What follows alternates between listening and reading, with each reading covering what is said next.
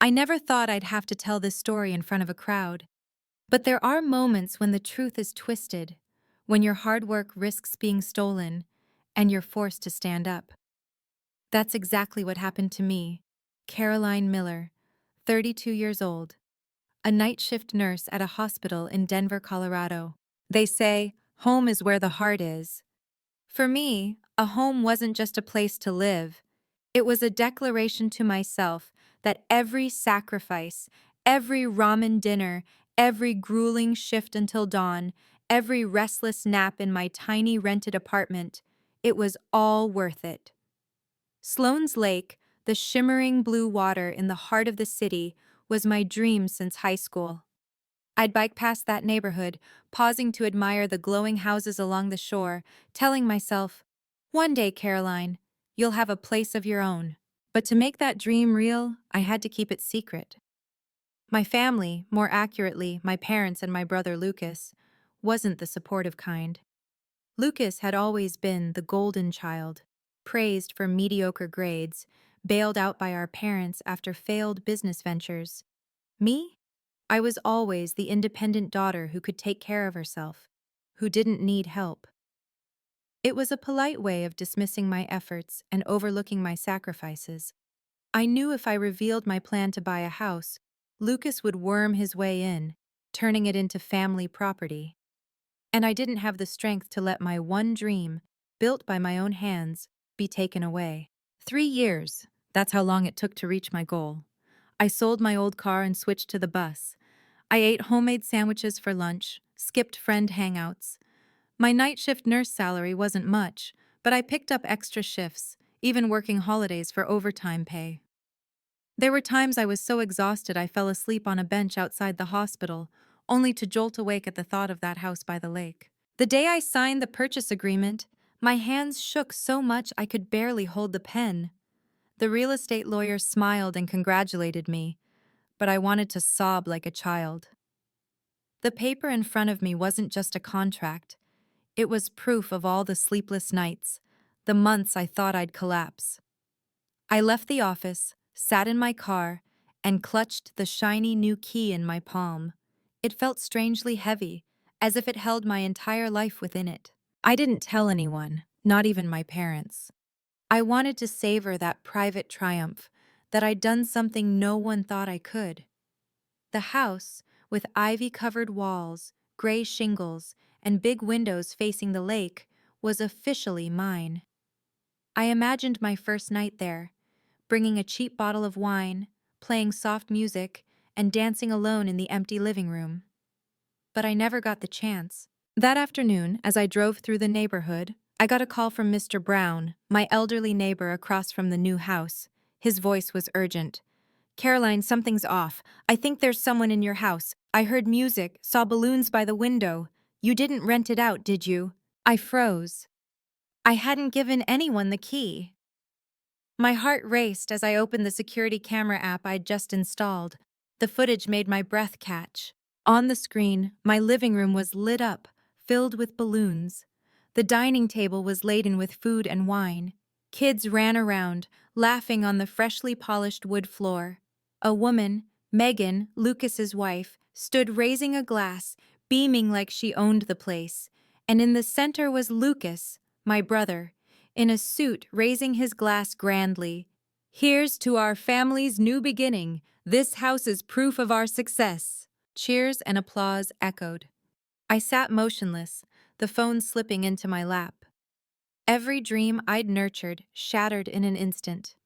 They'd done the worst thing I'd feared, claimed my hard work as their own before I even stepped foot inside. In the car, I gripped the steering wheel, hands trembling.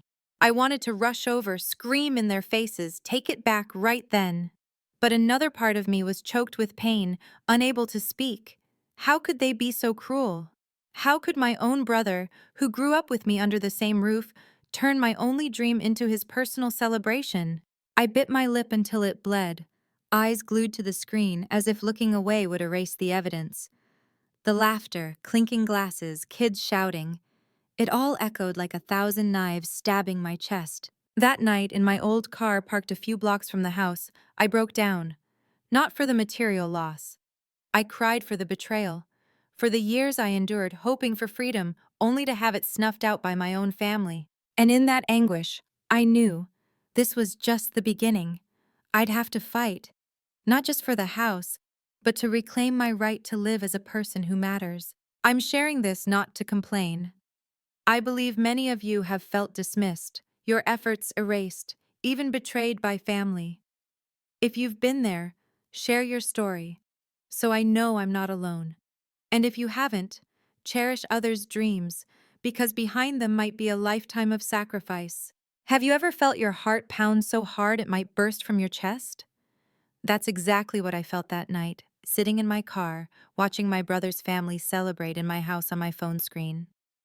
They laughed, toasted, and turned my dream into their party. I took a deep breath, hands shaking as I dialed 911. The operator's calm voice answered, 911, what's your emergency? I swallowed hard, trying to keep my voice steady. This is Caroline Miller. I'm the owner of 78 Lakeshore Drive by Sloan's Lake. There's an unauthorized entry. The operator asked, do you know who they are? I glanced at the screen. Lucas's face glowed with smug confidence as he raised his glass. I closed my eyes, whispering, yes, too well, they're my family. Minutes later, red and blue police lights flashed across the calm lake, turning the peaceful scene into a dramatic tableau. From my car, I clutched the folder with the purchase contract, deed, and payment receipts. My life's work condensed into those papers. Two officers stepped out, flashlights sweeping the yard. Inside, the music stopped, replaced by anxious whispers. The door opened. Lucas appeared with a half-smile, voice brimming with confidence. Hey, officers, what's the problem? One officer replied, we got a report of trespassing. Can you show proof this is your house? Lucas laughed, waving the hand. This is our family's property. I've lived here since I was a kid. Paperwork? You know, houses like this don't need complicated formalities. His words twisted like a knife in my chest. He was trying to pass my work off as family property.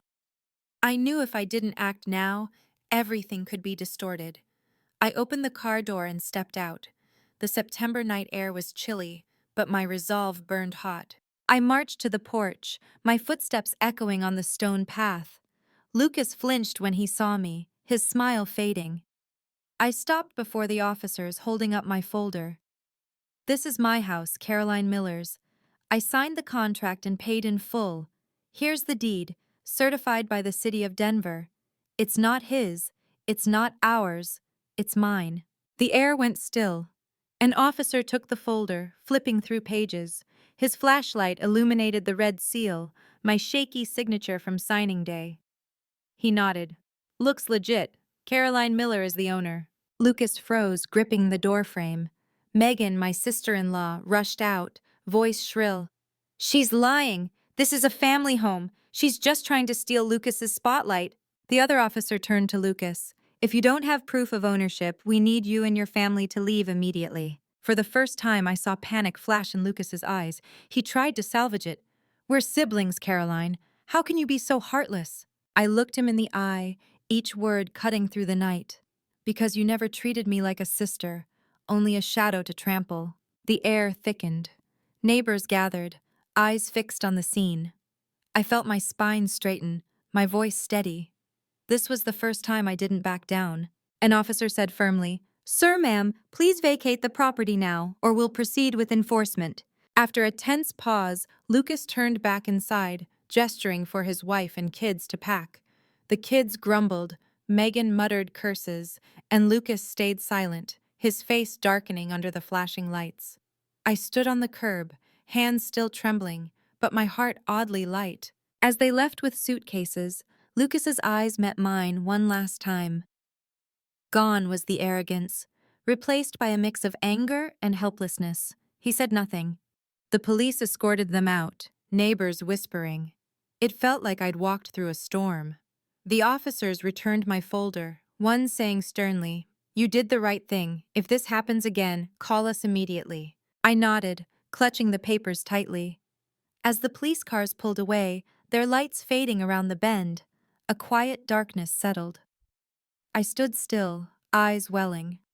The house remained, silent, waiting for me to step inside. But it felt different. Not the gentle dream anymore, but a battleground I had to defend.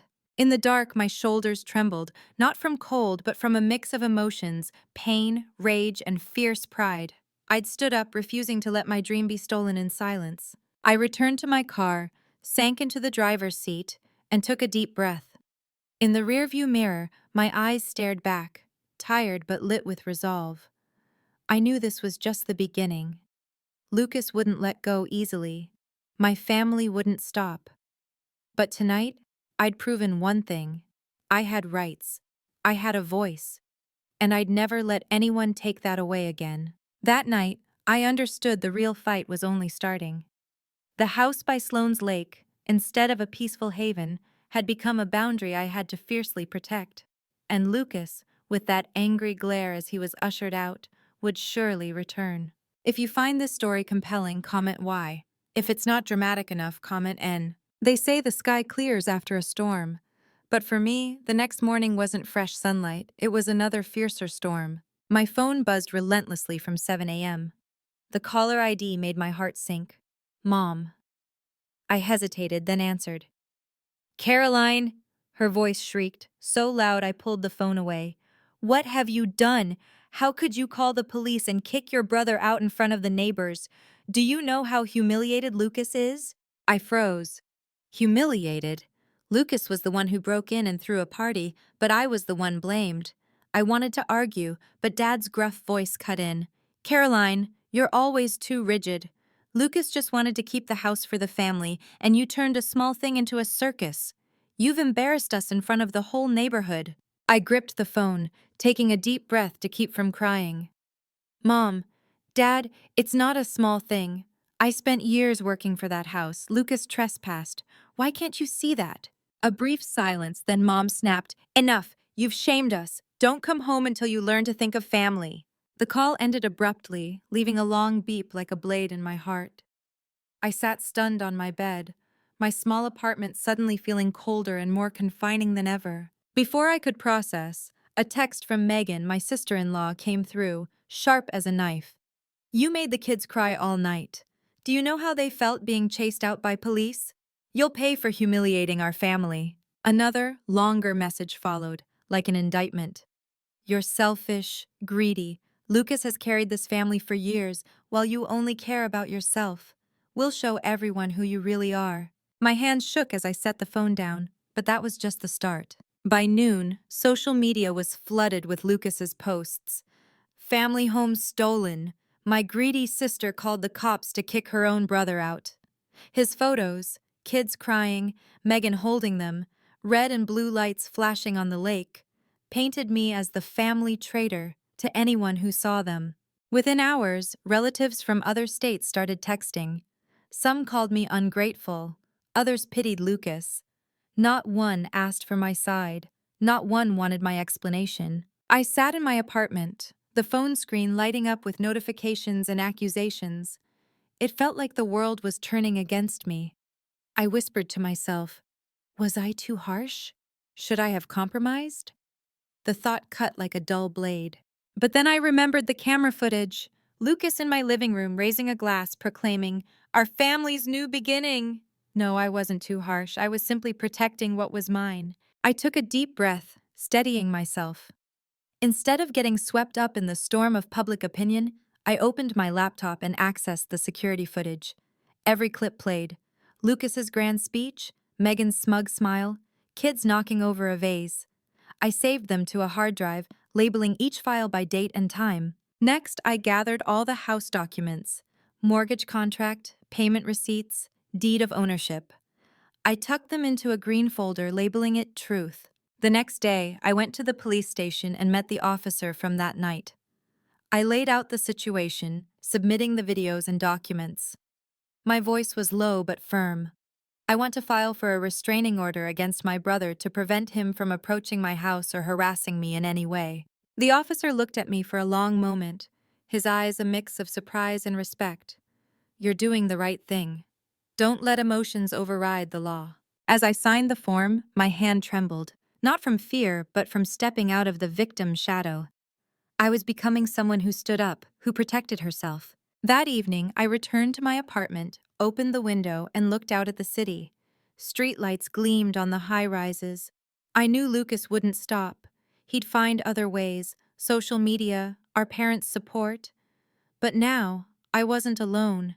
I had the law, the evidence, the truth, and above all, a new belief. I didn't have to endure in silence anymore. In the dark, I whispered, "This is just the beginning." If you want to hear more stories and struggles like mine and feel empathy for them, check out my previous videos on this channel. Some evenings, you crave peace, but instead, a storm hits when you're most vulnerable. For me, that moment came on a weekend evening when my family turned my new home into a public battleground. Heavy knocks pounded the door like hammer strikes. I stood, heart racing. The doorbell camera showed Lucas, my parents, and Megan standing defiantly on the porch, lined up like a front line. I took a deep breath, started recording on my phone to capture every word. I opened the door, and the night air rushed in. Lucas stepped forward, voice low but challenging. "Caroline, let's talk like family. This house is too big for you alone. We've discussed it. The fairest thing is you split it with me." I bit my lip, forcing calm. "Fair? You call breaking into my house, throwing a party, and now demanding half fair?" Dad cut in, his tone soothing but loaded. "Sweetheart, we don't want this to go too far. Your brother's had it rough. You're single, but Lucas has a family to support. Think about it. Is keeping it all reasonable?" His words choked me. All my life, the scales tipped toward my brother. Blood surged, but this time, instead of crying silently, I looked at Dad. "Dad, he has a family isn't an excuse to steal my work. I have a life, a future. Why don't you ever think I need a place to call home?" Megan raised an eyebrow, stepping forward, voice icy. "Don't overreact. We can negotiate, but if you're stubborn, don't blame us for other methods." I held up my phone, screen glowing. "Every threat you make tonight will go to court. I'm not the silent daughter anymore." They froze. My parents exchanged uneasy glances. They hadn't expected me to be so resolute. But Lucas didn't waver.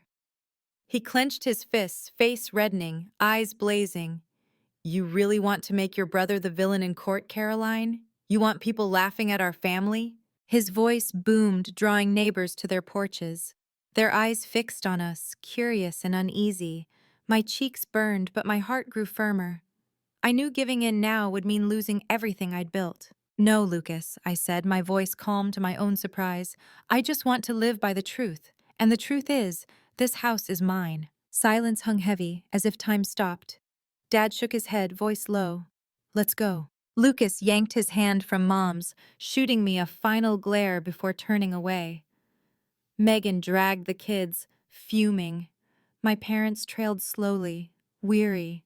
They disappeared into the dim streetlights. I stood at the threshold, hands trembling on the doorknob, eyes stinging. As the door closed, I pressed my forehead to the wood, breathing heavily. Tears fell, but not just from pain, there was relief. I'd set a boundary. This house wasn't just walls and shingles. It was a declaration that I, Caroline Miller, deserved respect, deserved to protect my work, and no one, not even family, could trample it. Sitting down, I looked around the empty living room, yet to be furnished.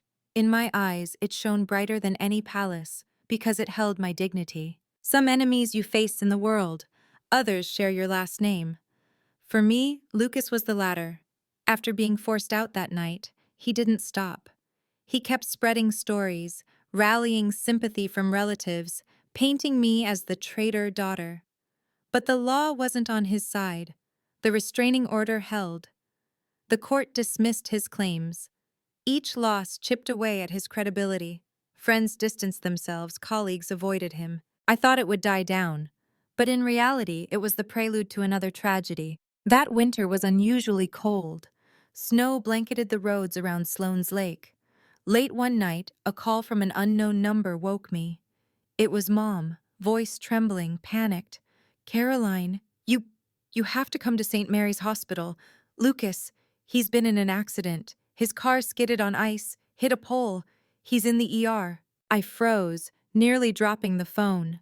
Part of me wanted to hang up, to let him face the consequences of his actions, but my heart wouldn't allow it.